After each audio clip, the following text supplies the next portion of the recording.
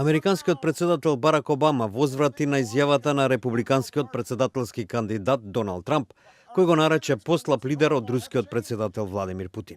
Председателот Обама на еден митинг на демократите во Филаделфија изјави дека Доналд Трамп пред една недела настапил на руската државна телевизија да зборува за американската војска и да му изрази почит на Владимир Путин.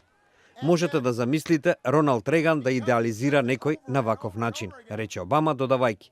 Замислете што и се случило на Републиканската партија. Тие беа против Русија и авторитаризмот, а за борба за слобода и демократија.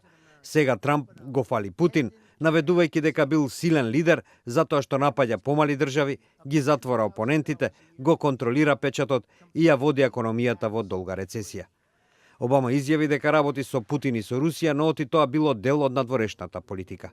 Не одам околу кажувајќи дека тој ми е пример, рече Обама, кој повика да не се третираат изборите како реално шоу. And Donald Trump says stuff every day that used to be considered as disqualifying for being president.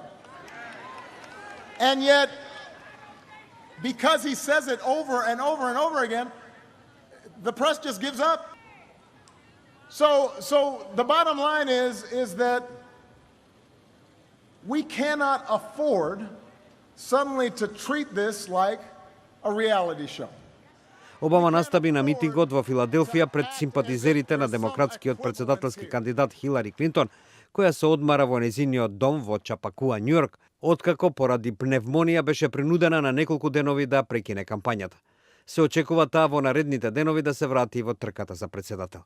Во меѓувреме, Демократскиот национален комитет објави дека повторно бил цел на напад на руски агенти кои се обидуваат да влијаат врз председателските избори. Имено линк до документите беше објавен на Твитер профилот на Wikileaks. Постои еден човек кој има корист од овие кривични дела, а тоа е Доналд Трамп, изјави привремениот председател на комитетот Дона Бразиле. Сличен напад имало и во јули годинава, зад кој се сомничи руската хакерска група позната како Fancy Bear.